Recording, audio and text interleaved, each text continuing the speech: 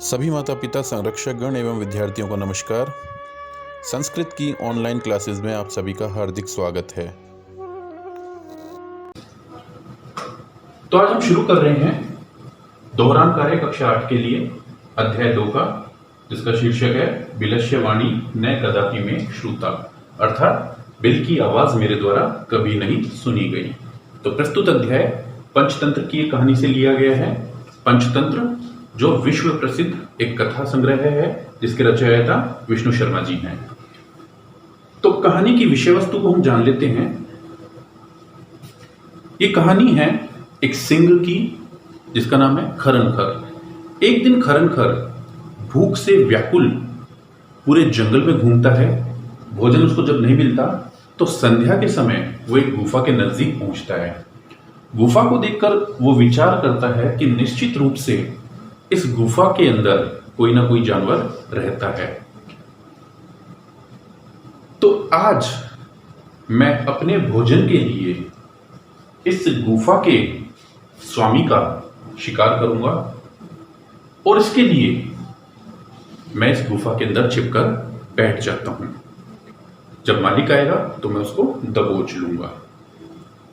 अब जब रात हो जाती है तो गुफा का मालिक, जिसका नाम है दधिपुच्छ और जाति से वो श्रीगाल है, गीदड़ है, वो जब अपनी गुफा के पास लौटता है तो बड़े ही लापरवाही अंदाज में, जैसा हम अपने घरों में चलते हैं, यानी आने वाले खतरे के बारे में वो अनभिज्ञ था, बिल्कुल रोजमर्रा की तरह वो अपनी गुफा में जा रहा था कि सहसा उसे गुफा के अंदर गए हुए चिन्ह नजर आए। पैरों के निशान, यानी पंजे, शेर के पंजों के निशान नजर आते हैं। वो सहसा ही रुक जाता है और विचार करता है कि निश्चित रूप से इस गुफा के अंदर कोई ना कोई सिंह है और वो मेरी ही ताक में बैठा है। जब मैं जैसे ही अंदर जाऊंगा वो मुझे दबोच लेगा और मुझे खा जाएगा। तो गुफा के अंदर सिंह है या नहीं है,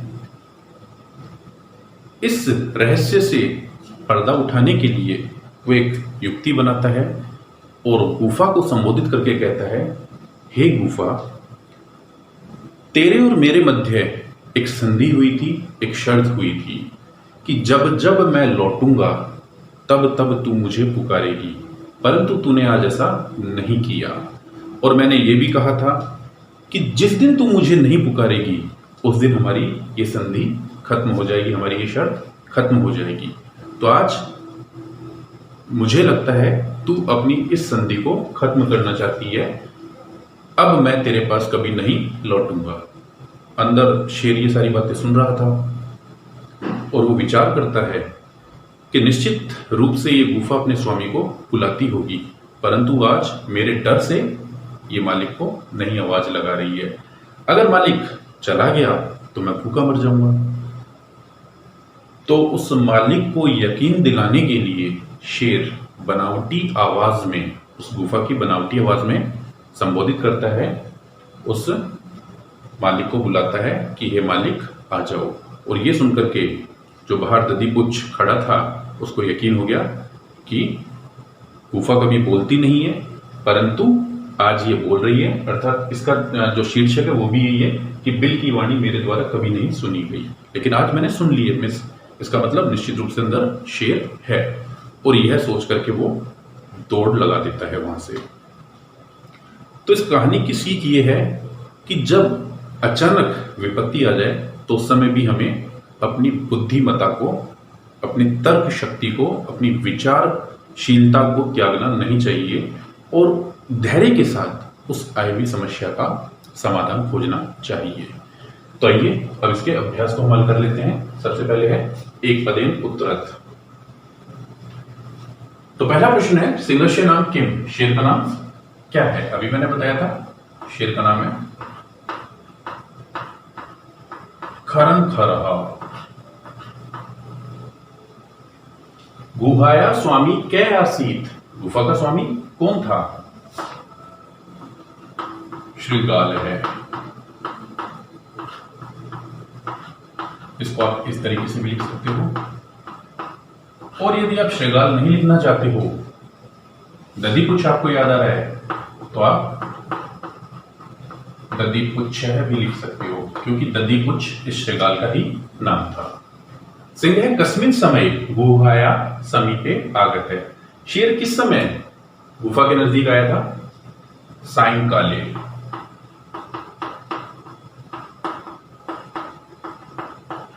वो शाम के वक्त आया था। हस्तपादादि का क्रिया केशाम ने प्रवर्तनते। तो हाथ पैर आदि की क्रिया किसके द्वारा प्रवर्तित नहीं होती है, या किसके द्वारा काम नहीं करती है, किसकी काम नहीं करती है? आपने देखा होगा जब हम भय से बहुत अधिक कांप जाते हैं तो हमारी आवाज, हाथ पैर सब कांपने लग जाते हैं। भय त्रस्त मनसाम।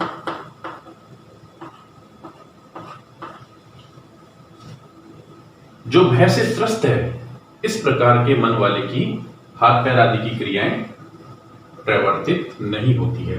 गेहा गुहा केन प्रतिध्वनिता। गुफा किसकी आवाज से प्रतिध्वनित हुई? सिंह गर्जनेन। तो इसका जवाब हो जाएगा सिंह गर्जनेन, शेर की गर्जना से। अगला है पूर्ण वाक्यानुत्तरत। पूरे वाक्य में जवाब दीजिए। क्या है? खरन खर कुत्र प्रतिवस्ती सम। खरन खर जो सिंह है वो कहां रहता था? वो रहता था वन में। अब देखिए आपको देना है पूर्ण वाक्य, पूरे वाक्य में, एक पद में नहीं देना, लेकिन मैं आपको बताऊंगा कि पूर्ण वाक्य में किस तरीके से जवाब दिया जाता है। सबसे पहले आपको प्रश्न सूचक शब्द छांटना है, जो भी कैसे शुरू होते हैं, जिसमें पुत्र किम किम पुत्र किम, ये सब प्रश्न सूचक हैं, अर्थात ये प्रश्न बनने की सूचना दे रहे हैं। तो उत्तर देते हुए प्रश्न सूचक शब्द को हटा दिया जाता है और इसके स्थान पे हम उत्तर लगा देंगे। तो पुत्र को हटा दें और वने यहां पे हम लगा दें, तो बन गया हमारा जवाब खरन घर वने प्रतिवस्ती सम। तो खरन घर वन में रहता था। आपको पूरा याद करने की आवश्यकता नहीं है, सिर्फ आप वने देखोगे कि वन में रहता था, सप्तमी एक वचन है, और इस वन को प्रश्न सूचक शब्द के साथ में रिप्लेस कर देंगे और दिए गए प्रश्न सूचक को, ये प्रश्न चिन्ह को हटा करके पूर्ण विराम लगा देंगे उत्तर में। अगला देखते हैं। महतीम गुहाम दृष्ट्वा सिंह किम चिंतयत। तो किम हटा दो, महतीम गुहाम दृष्ट्वा सिंह अचिंतयत और डैश लगा दो, ये भी हट जाएगा। ठीक है, डैश लगा दो, आगे जोड़ दो। नूनम रात्रों को अपनी जीव है आगच्छति।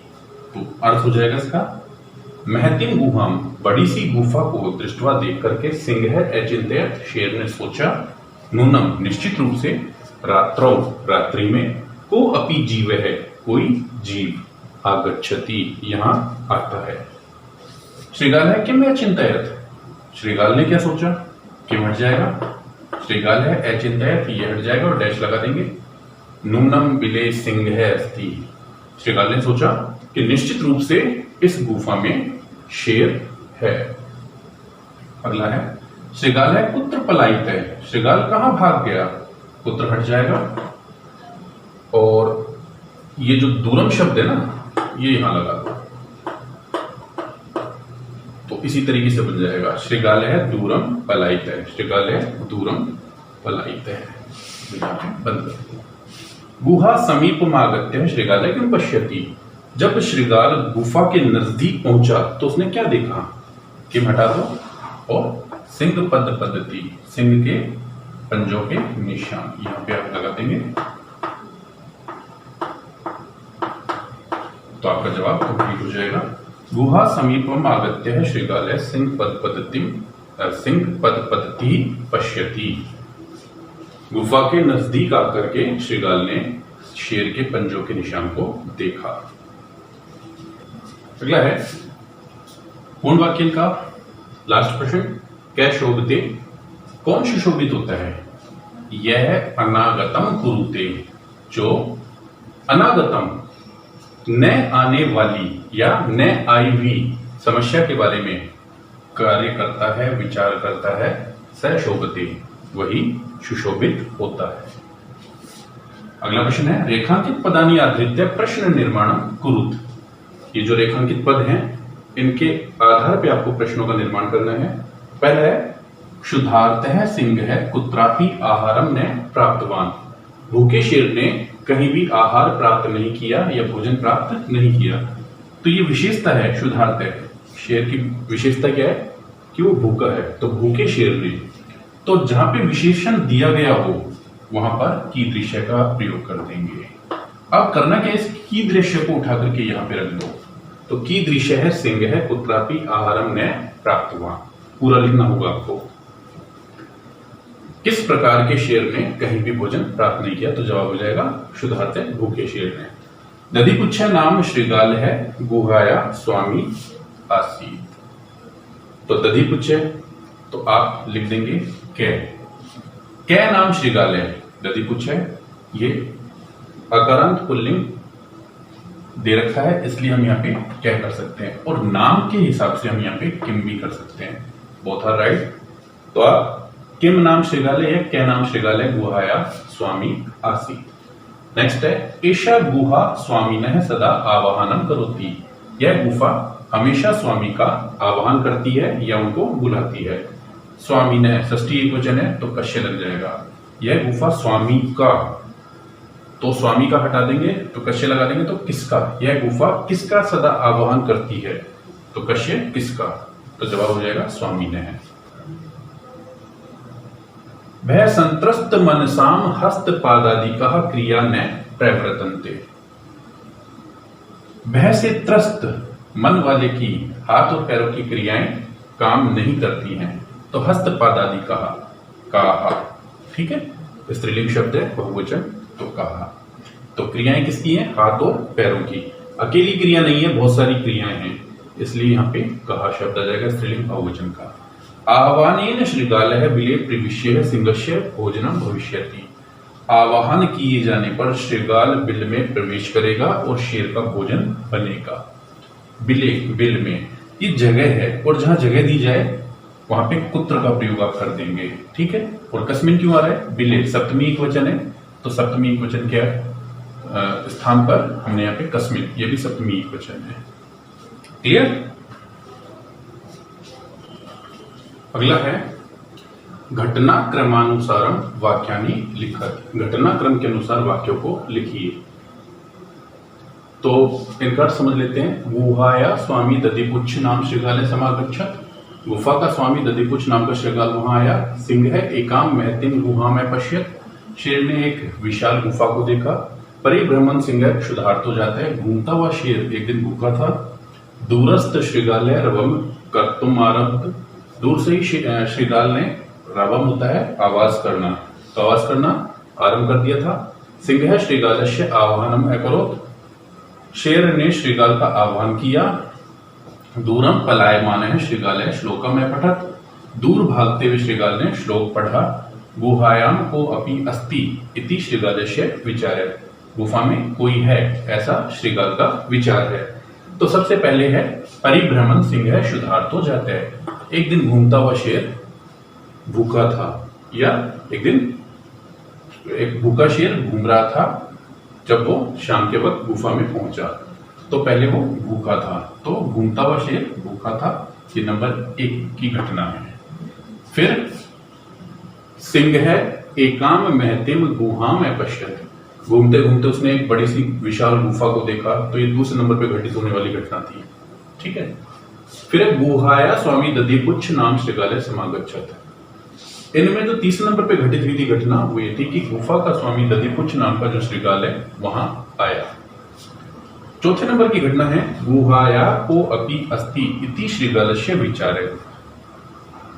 तो जब स्वामी दधिपुच्छ यानी श्रृगाल घूमता हुआ उस गुफा के पास आया तो उसने शेरों के पंजों के निशानों को देखा और विचार किया कि इस गुफा में कोई शेर है, ऐसा मेरा विचार है। 5वें नंबर की घटना देख लेते हैं। उस गुफा को उसने पुकारना शुरू कर दिया, शोर करना आरंभ कर दिया। ये 5वें नंबर की घटना थी। अब जब उसने कहा कि भाई तुम मेरे को बुला नहीं रही, शेर ने उस बात को सच माना और 6ठे नंबर पे शेर ने श्रृगाल का आह्वान किया। 7वें पे दूर भागते हुए श्रीगाल ने श्लोक पढ़ा कि मेरे द्वारा बिल की आवाज कभी नहीं सुनी गई। अब हम प्रश्न संख्या 6 देख लेते हैं। प्रश्न है यथा निर्देशम उत्तरत, जैसा कि निर्देश दिया गया वैसा उत्तर दीजिए। क्या है? एकाम महतिम गुहाम दृष्ट्वा स अचिन्तयत्। अस्मिन् वाक्ये कति विशेषण पदानि संख्या सह पदानि अपि लिखत। तो यहाँ पे आपको विशेषण कितने हैं वो बताने हैं और उनकी संख्या भी लिखनी है। तो विशेषणों की संख्या तो हो गई 2, और ये विशेषण कौन कौन से हैं क्रमशः दे रखे हैं, एकाम और महतिम। तो हमने लिख दिया द्वे। द्वे किसके लिए है? विशेषणों की संख्या के लिए। और वो कौन कौन से हैं? एकाम महतिम च। एक तो हो गया एक, और एक महति यानी विशाल। कह दिया है तद अहम अश्य आवाहनम करोमि, अत्र अहम इति पदम कस्मै प्रयुक्तम। तब मैं इसका आह्वान करता हूँ। यहाँ पे मैं कौन है? आह्वान करने का काम कौन कर रहा है?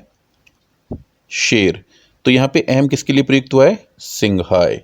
कस्मै चतुर्थी विभक्ति में पूछा गया है प्रश्न, तो हमने भी जवाब सिंहाय चतुर्थी में ही दिया है। अगला है यदि त्वम माम न आह्वयसि अस्मिन् वाक्ये कर्त पदम किम। यदि तुम मुझे नहीं बुलाओगे तो इसमें कर्ता कौन सा है? तो इसमें त्वम। काम को कौन कर रहा है? तुम मुझे नहीं बुलाओगे, यानी तुम। कर्ता हो जाएगा त्वम। सिंह पद पद्धति गुहायाम प्रविष्टः दृश्ये अस्मिन् वाक्ये क्रियापदम किम। क्रिया काम कौन सा हो रहा है इसमें? देखा जाने का, तो दृश्यते इसमें क्रिया हो जाएगी। वने अत्र संस्थय समागतः जरा अस्मिन् वाक्ये अव्यय पदम किम। अव्यय ऐसे पद जिन पर विभक्ति वचन लिंग काल का कोई प्रभाव नहीं पड़ता है, जो प्रभावहीन है, अव्यय कहलाते हैं। इसमें केवल एक ही है और वो है अत्र। अगला है मंजूषात अव्यय पदानि चित्वा रिक्त स्थानानि पूरयत। ये कहानी है। पहले मंजूषा देख लेते हैं। कश्चन दूरे नीचै यदा तदा यदि तर्हि परम च सहसा। इस प्रश्न को हल करने का एक आसान तरीका है। जो क्रम मंजूषा का है, मंजूषा में दिए गए शब्दों का है, खाली स्थान में इनको क्रमशः भरते चले जाइए, आपका जवाब पूरा हो जाएगा। जैसे नंबर 1 पे क्वेश्चन है तो क्वेश्चन भर देंगे, दूसरे पे दूरे है तो दूरे भर देंगे, तीसरे पे नीचे ही है तो नीचे ही, चौथे पे यदा, पांचवे पे तदा, यदि तरही परम च सहसा। ये तो हो गया इसका आसान तरीका, परंतु एक बार हम इसको हल कर लेते हैं। एकस्मिन वने, एक वन में, कश्चन व्याध है, कोई व्याध यानी शिकारी, जालम विस्तीर्य, जाल फैला करके, दूरे स्थित है, दूर खड़ा हो गया, क्रमशः आकाशात स परिवार है, कपोत राजा नीचे ही आगच्छत। फिर क्रम से, आकाश से, क्रमशः मतलब एक एक करके, तो क्रमशः, क्रम से, आकाश से अपने परिवार के साथ कबूतर एक एक करके नीचे आ गए। आपने कबूतरों को नीचे उतरते देखा होगा, तो एक एक करके वो नीचे उतरते हैं। यदा कपोतः तंडुलान अपश्यन, जब कबूतरों ने चावल देखे, तदा तेषाम लोभ हो जाता है, तब उनका लोभ जाग गया। परम राजा सहमत नासीत, परंतु राजा सहमत नहीं था। तस्य युक्ति आसीत, उसकी युक्ति थी। यदि वने, यदि वन में, को अपि मनुष्य नास्ति, कोई भी मनुष्य नहीं है। नास्ति के बाद में यहाँ पे खालिस्तान आपको खुद भरना होगा। तरी के लिए उपयुक्त जगह यही है। फिर आप यहाँ पे भर देंगे तरही। तरी कुतः तंडुलानाम संभव है, तो फिर ये चावल किस प्रकार संभव है। परम, परंतु, राज्ञ उपदेशम अस्वीकृत्य, राजा के आदेश की अवमानना करके, कपोतः तंडुलान खादितुम प्रवृत्तः जाले च निपतितः, परंतु राजा के आदेश की अवमानना करके जो कबूतर हैं वो चावल खाने में प्रवृत्त हो गए, लग गए और जाल में फंस गए।